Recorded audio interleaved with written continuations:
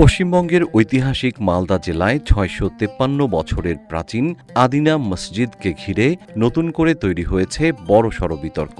শতাব্দীর পর শতাব্দী ধরে দাঁড়িয়ে থাকা ঐতিহ্যবাহী এই ইসলামী স্থাপত্যকে রাজ্য বিধানসভায় আদিনাথ মন্দির দাবি করেছে বিজেপি। এরই ধারাবাহিকতায় ২৭ জুলাই ঐতিহাসিক এই প্রাচীন স্থাপনার মাত্র ৫০ মিটার দূরত্বের মধ্যে শিবলিঙ্গ স্থাপন ও রুদ্রাভিষেকের আয়োজন করা হয়েছে বলে জানিয়েছে স্থানীয় আয়োজক কমিটি।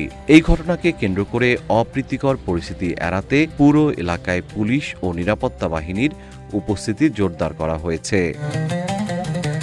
জীবন অবাক না করলে কে করবে? ২৮% মিল্ক ফ্যাটের অবাক করার সাথে ফ্রেশ মিল্ক পাউডার। জীবন অবাক করুক প্রতিদিন।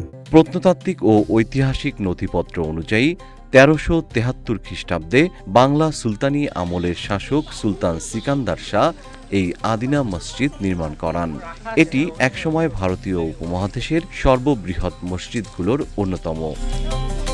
তবে দীর্ঘদিন ধরেই একাংশের দাবি স্থাপনাটি একটি প্রাচীন শিব মন্দিরের উপর নির্মিত এবং এর দেয়ালের কারুকাজে সনাতন ধর্মীয় স্থাপত্যের চিহ্ন বিদ্যমান। বিষয়টি নিয়ে বর্তমানে আদালতে মামলা বিচারাধীন রয়েছে। মন্দির ও মেলা কমিটির পক্ষ থেকে জানানো হয়, তাদের দাবি ও আন্দোলন দীর্ঘদিনের। এটি কখনো মূল মসজিদ ছিল না, বরং এটি প্রাচীন মন্দির ভেঙে মসজিদে রূপান্তর করা হয়েছিল। মন্দির কর্তৃপক্ষ আরও জানান, আদালতের নির্দেশ ও আইন মেনেই ভবিষ্যতে সেখানে স্থায়ীভাবে আদিনাথ শিবলিঙ্গ প্রতিষ্ঠার চেষ্টা করা হবে। মামলা বিচারাধীন থাকায় আপাতত আদিনা সৌধের নিকটবর্তী স্থানে অস্থায়ীভাবে শিবলিঙ্গ স্থাপন করে বাৎসরিক পুজো ও মেলা পরিচালনা করা হচ্ছে। জেম শিহাব, রূপালী বাংলাদেশ।